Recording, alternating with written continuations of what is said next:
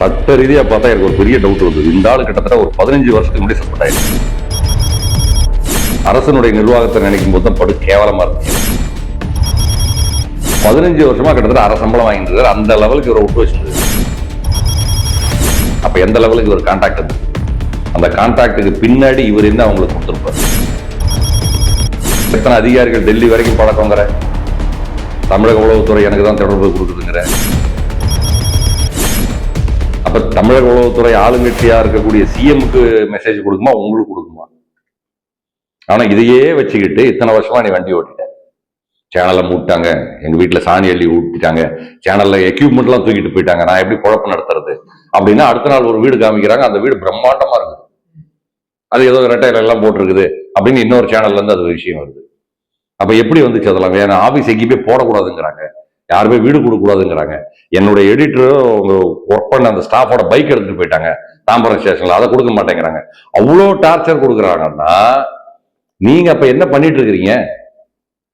நீங்க நியாயமா இருந்து இவ்வளவு டார்ச்சர் கொடுத்தா மக்கள் உங்களுக்கு ஃபுல் சப்போர்ட் இருக்கும். ஆனால் நீங்க பண்ணது எல்லாமே பாத்தீங்கன்னா டேட்டாவை கலெக்ட் பண்றீங்க, கலெக்ட் பண்ணிட்டு அதுக்கு ஒரு விலை வைக்கிறீங்க.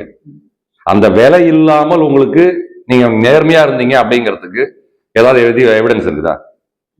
ஆனா கிழிவி ஊத்துனாங்களா நீங்க ஜெயிலுக்கு போனப்ப இந்த இடத்துல இத்தனை கோடி ரூபாய்க்கு நீங்க பிளாட் வாங்கியிருக்கிறீங்க இந்த அம்மா பேர்ல, இது எப்படின்னு கேட்டாங்களா? அதுக்கு என்ன பதில் இருக்கு உங்ககிட்ட? இப்ப நீங்களே அந்த வீட்டுல உட்காந்தே வீடியோ போடுறீங்க. கேட்டா போலீஸ்காரங்க கேட்ட, காவல்துறை டிபார்ட்மெண்ட் கேட்டதுக்கு என்ன சொல்றீங்க? அது மாலதியோட வீடு, நேத்து நைட்டே ஏன் இங்க வந்தீங்கன்னு கேக்குறாங்க. அதை கேட்கறதுக்கு அவங்களுக்கு என்ன உரிமை இருக்குது? அவன் கரெக்டா தான் கேட்கறான். அப்ப நீ இந்த வீட்டுல தான் குடியிருக்கிறங்கிற எவிடன்ஸுக்காக கேட்கறான். அப்ப இவ்வளவு பிளாட் இவ்வளவு சொத்து இருக்குது, நீ அந்த சொத்து இல்லைன்னு சொல்லிட்டு உன்னால சொல்ல முடியுமா? இப்ப சீமானுக்கு சொல்ற மாதிரிதான் சார், டிஎம்கே எலெக்ஷன் டைம்ல முடிஞ்சதுமே நீலாங்கரையில நீங்க உங்க வீட்டுக்கு பக்கத்து வீடு வாங்கியிருக்கிறீங்க இத்தனை கோடி ரூபாய்க்கு அப்படிங்கிறான். அப்ப எங்க இருந்து காசு வந்தது? அதே மாதிரி நீ சொத்து வாங்குறதுக்கு என்ன சேனல்ல நடத்தி யூடியூப் உனக்கு ஷேரிங் கொடுத்தா இத்தனை கோடிகள் உனக்கு வந்திருக்கும்? அவ்வளவு கோடியா யூடியூப் ஷேரிங் வந்துருது, அவ்வளவு சப்ஸ்கிரைபரா வச்சிருக்கிற, எதுவுமே கிடையாது. அப்ப எங்க இருந்து கோடி எங்க டிரான்சாக்ஷன் ஆகுது? இன்னும் உங்களை பத்தி பேசினதெல்லாம் இருக்குது மத்த சேனல், அதாவது உண்மையான ஜேர்னலிஸ்ட் 20 வயசுல இருந்து பத்திரிகையிலே உண்மையா இருந்தால அந்த ஜேர்னலிஸ்ட் பேசுறதெல்லாம் இருக்குது. பர்டிகுலர் கிண்டிக்கு பக்கத்துல ஒரு ஹோட்டல்ல நீ வந்து இவ்வளவு வேலை பார்த்துட்டு இருக்கிறேன்னு ஏன் அவர் மேல டெபர்மேஷன் போட வேண்டியதானே? அப்ப அவ்வளவு உண்மை. நீங்க புலனாய்வுங்கிற பேர்ல ஒரு வியாபாரம் பண்ணிட்டு இருக்கீங்க. இப்ப எப்படி இந்த சினிமாவை பத்தி காசிப் பேசினா ஒரு வியூவர்ஷிப் வேடிக்கை பார்க்கறதுக்கு தயாரா இருக்குதோ, சூப்பரா சொன்னாங்க சேனல், அந்த ரங்கத்தை எடுத்து கீஸ்டான்ல, ஐயோ நீ இந்த சேனல் பாத்தியா, அப்படியாத நடிகையோட எல்லாத்தையும் கீஸ்டாம்பா அப்படின்னு பேசுற மாதிரி அரசியல் காசிப் பேசுறதுக்கு உன்னுடைய சேனல் இல்லை. அதை பார்க்கறதுக்கு ஒரு குரூப் ஆஃப் பீப்புள் இருக்கிறோம். அதுல வந்து அண்ணா உங்களை மாதிரி சொல்றதுக்கு யாருமே இல்லை, நான் இன்னும் போடுனேங்கிறான். இன்னொருத்த அண்ணா இந்த போஸ்ட் வரலங்கிறான், அண்ணா கீழ்ச்சிங்கண்ணா, உங்களை மாதிரி யாருமே கிழிக்க முடியாது, நீங்க எம்எல்ஏ வாங்கின, நீங்க ஒரு கட்சி வைங்கன்னு அந்த லெவலுக்கு. ஏன்னா இது மக்களுக்கு யாருன்னே தெரியாது. சங்கருக்கு மக்களுக்கு எதையாவது உன்னை பிடிச்சிச்சுன்னா உடனே போயிடுவான் பின்னாடி. அவன் பின்னாடி இருக்கக்கூடிய உண்மையை 10 பேர் எடுத்து சொன்னாலும் புரியாது. அது ஒரு கிரேஸ் போற வரைக்கும் போகும். இந்த மாதிரி 1000 பத்திரிகையாளர்களையும் 1000 புலனாய்வு பத்திரிகையும் பார்த்ததுதான் இந்த சமுதாயம். இந்த சினிமாவில் முதல்ல நம்ம ஏதோ காசிப்பை பத்தி பேசணுமே, அதுல முதல்ல பலியானவர் வந்து ஊரறிஞ்சு பலியானவர் வந்து லட்சுமிகாந்தன். முதல்ல நம்ம பெருமையா பேசின திருவாளர் எம்ஆர் ராதா, என்எஸ் கிருஷ்ணனும், முதல் தமிழ்நாட்டினுடைய சூப்பர் ஸ்டார் எம்கே தியாகராஜ பாகவதரும் 2 பேரும் பீக்ல இருக்கும் பொழுது அந்த விஷயம் நடக்குது. இதே மாதிரிதான் அந்த ரங்கம். அவங்க அந்த நடிகை வீட்டுல இருந்தாங்க, இந்த நடிகைகள் வீட்டுல இருந்தாங்க. இன்னைக்கு எல்லாம் கேமரா, அது இவ்வளோண்டு ஒரு கேமரா, இல்ல பாக்கெட் கேமரா, இல்ல கண்ணாடியில கேமரான்லாம் போற காலத்துல அந்த ஆளு மண்டை கேமரா எடுத்து போய் எடுக்கணும், கிளிக்குன்னா பக்கத்து தெருவு கேட்கும். அந்த மாதிரி கேமராவை வச்சு எல்லாம் அந்த ஆள் படம் எடுத்தாந்து அப்ப இருந்து அவர் வச்சிருந்த ஒரு பத்திரிகைல, அப்ப மஞ்சள் பத்திரிகைன்னு வாங்க, அந்த பத்திரிகைக்கு பேர் ஏதோ ஒண்ணு இருக்கும், ஆனா அந்த மாதிரி எழுதுனா அது பேர் மஞ்சள் பத்திரிகை. அதுல போட்டுதான் பிரச்சனை வந்துச்சு. இன்னார் கூட தொடர்புன்னு எம்கே தியாகராஜ பாகவதரையும் என்எஸ் கிருஷ்ணனையும் பத்தி எழுதி ஒரு ஸ்டேஜ் வரைக்கும் இவங்களும் காம்ப்ரமைஸ் பேசி கதை நடக்காம வேற வழியே இல்லை போட்டு தள்ளுறான்னு சொல்லி போட்டு தள்ளிட்டாங்க. காலாங்காத்தாலே அந்த ஆள் ஒரு பத்திரிகையாளர், அவர் பேர் லட்சுமிகாந்தன், வீட்டுல இருந்து வெளியே வரும்போது கை ரிக்ஷாவில் ஒரு டிரைவரை மாத்தி போட்டு தள்ளிட்டாங்க. அதுதான் முதல்ல சினிமாவில் இந்த இந்த தடம் மாறிய உறவுகளுக்கு கிடைச்ச முதல் கொலை.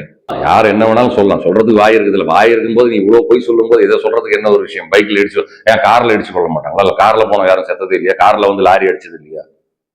அதெல்லாம் சும்மா சொல்லிக்கிறது. ஆனா மனசாட்சியோட ஒரே ஒரு நிமிஷம் சவுக்கு சங்கர் இப்படி கையை வச்சு கேட்க சொல்லுங்க. நீ பண்ண புலனாய்வு எல்லாம் நியாயமான புலனாய்வா? நீ பண்ண புலனாய்வுனால யாராவது அதாவது பிரச்சனையில இருந்து வெளியே வந்திருக்கிறாங்களா? நியாயம் நடந்திருக்குதா சமூகத்துக்கு? அதை மட்டும் கேட்டுக்கிட்டா போதும். பக்காவா தெரியும் நீ ஏடிஎம்கேக்கு இவ்வளவு வேலை பார்த்தேன்னு. கடைசியில் ஏடிஎம்கே ஜெயிக்கல.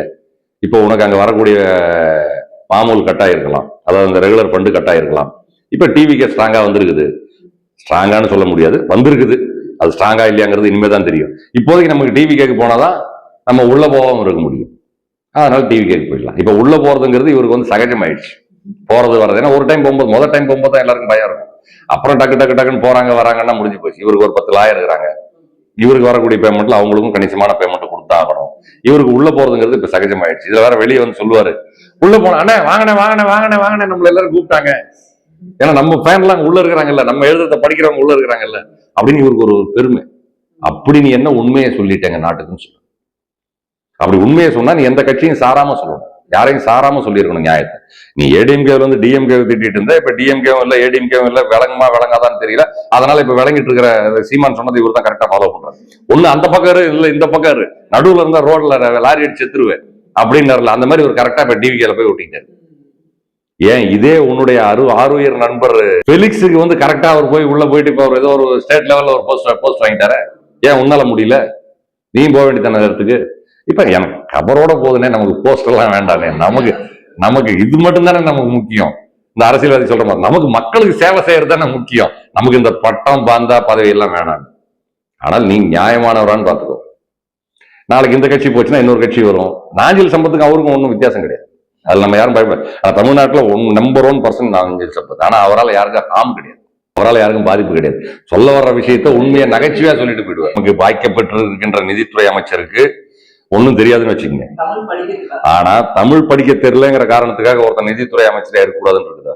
நிதித்துறை அமைச்சருக்கு புள்ளி விவரம் தெரியணும், பினான்ஸ் எவ்வளவு இருக்குது, எவ்வளவு ரெவென்யூ இருக்குது, அதை எப்படி டிஸ்ட்ரிபியூட் பண்ணணும், இவ்வளவுதான் தேவை. இந்த நாலேஜ் இல்லைன்னா நீ பேசு. தமிழ் படிக்க தெரியல, அதுக்கு என்ன பண்ண முடியும்? உனக்கு தமிழ் தெரியும்னா ஓகேவா? அது தப்பு, அது ரொம்ப தப்பு. அப்படிலாம் யாரையும் வந்து டீச் பண்ண வேண்டிய அவசியமே கிடையாது. அந்த உருவ கேள்வி மாதிரி தான் உனக்கு தமிழ் பேச தெரியலன்னு சொல்றது. பாடி ஷேம் பண்ற மாதிரி தான் உனக்கு டங்கு வந்து கரெக்டா வரலங்கிறது. அதே மாதிரி அவர் சொன்னா இந்த இவர் ஒருத்தர் இருக்காரு, இந்த போதைப் பொருள் அந்த ஆமா, அதை பத்தி தூக்கணும், தப்பான உதாரணமா இருப்பாரு, ஒழுங்கா வேலை செய்யணும் அப்படின்னு சொல்றாரு. சரி, நேத்து நான் கெட்டவனா இருந்தேன், இன்னைக்கு நல்லவனா ஆயிட மாட்டேங்கிறதுக்கு என்ன ரீசன், லாஜிக் இருக்கு?